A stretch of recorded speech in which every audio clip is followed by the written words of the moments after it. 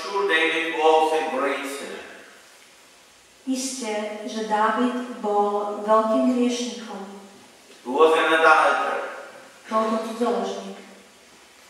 He was a murderer. Bol to vrah. But God loved him. Ale Boh ho miloval. And he loved him because he was a man of faith. A miloval ho, lebo to bol muž viery. When, after doing the census, God was angry with him, Keď po cudzoložstve sa Boh na neho nahneval, God gave him 3 choices. Boh mu dal 3 možnosti.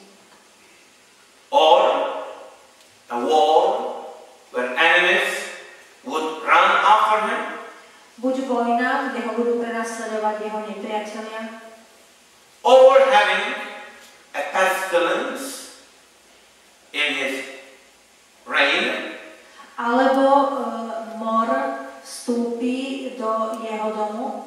David said, I do not want to fall into the hands of man. A David povedal, ja nechcem upadnúť do rúk ľudí. I want to fall into the hands of God. Ja chcem upadnúť do rúk Božích. That is faith. Toto je viera. Was a great sinner. Bol to veľký hriešnik. Yet, he surrendered also his sin into the hands of God. Ale on aj svoj hriech odovzdal do rúk Boha. I know that God is not going to betray me. A ja viem, že Boh ma nepodvedie. The Lord is my shepherd. Boh ma neoklame. Pán je môj pastier. I shall not want. Nebudem sa báť. Although I have to pass through dark valleys, I am not alone.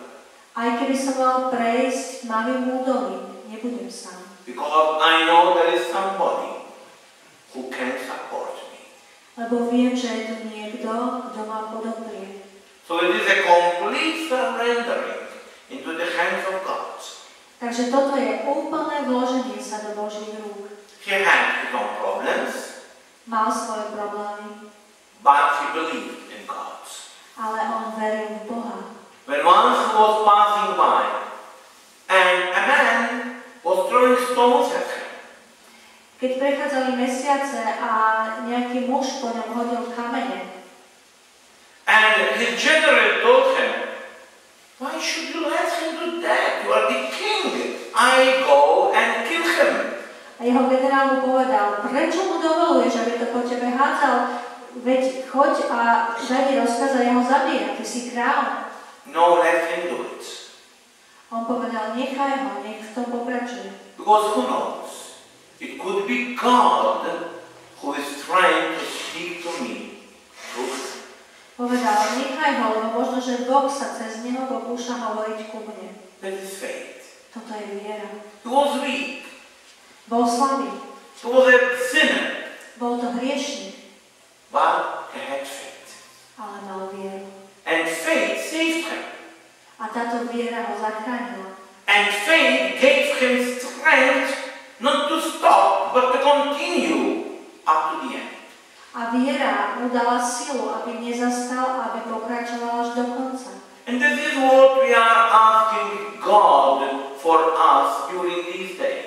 A presne o toto žiadame Boha aj my počas týchto dní pre nás. I am a sinner, my Lord. Pane, ja som hriešnik, I am limited. ja som obmedzený, I am weak. som slabý I know it. a ja to viem. I cannot hide myself. Ja sa sám pred sebou neskriem, But I want to believe in you. ale chcem veriť v Teba, Pane. And my Lord, if my faith is lacking, is weak, please strengthen me. Pane, ak je moja viera slabá, ak mi niečo chýba vo viere, prosím, posilni ma. Let me see you in all circumstances. Daj mi vidieť vo všetkých okolnostiach. Let me see you in what is good and what is not good around me. Daj mi vidieť ťa vo všetkom, čo je dobré a čo nie je dobré v mojom okolí. Let me hear your voice, my Lord. Pane, daj nech počujem Tvoj hlas. Not only through your word in the Bible, A nie len skrze Tvoje slovo v Biblii, but to every brother and sister who speaks to me. ale aj skrze každého brata a sestru, ktorí ku mne hovoria. To all circumstances Skrze všetky okolnosti, v ktorých žijem. My Lord, speak to me and strengthen my faith. Páne, hovor ku mne a posilni moju vieru. And my Lord, in this way, I can go ahead in my journey. Páne, a takto dokážem kráčať, dokážem pokračovať na svojej ceste. I can become righteous.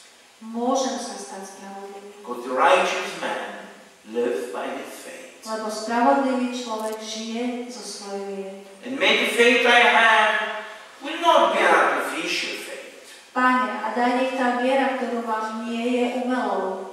But the faith I have, my Lord, may be a true faith. Pane, ale nech táto viera je pravou vierou. Not a faith that touches only my mind. Nech to nie je len viera dotýkajúca sa mojej mysle, But a faith that touches my heart. ale viera, ktorá sa dotýka môjho srdca. A faith that will be dynamic. Viera, ktorá je dynamická. A faith that will become life-changing. Viera, ktorá bude premieňajúca, život premieňajúca. And my Lord, do it through the power of the Holy Spirit. Pane, a urob to mocou Ducha Svätého. The receipt that I receive for your promises. Skrze tú pečať, ktorú dostávam na tvoje prisľúbenia. The proof that you are not going to deceive me. Skrze ten dôkaz, že ty ma nepodvedieš, That you are faithful to me. že ty si mi verný. May the Spirit in me, my Lord, work and be active. Nech tento duch vo mne je mocný a nech koná vo mne. May the Spirit in me baptize my work. Nech tento duch vo mne pokrstí moju prácu. Baptize my money. Nech pokrstí aj moje peniaze. Baptize my eating, sleeping, drinking. Nech pokrstí moje jedlo, môj spánok, moje pitie. Baptize my sexual life. Nech pokrstí môj sexuálny život. Baptize my relationships with others. Nech pokrstí moje vzťahy s inými. My friendships. Moje priateľstva. May all be baptized by your Spirit, my Lord. Páne, nech to všetko je pokrstené tvojim duchom. So that I could live by faith. Aby som mohol žiť z viery.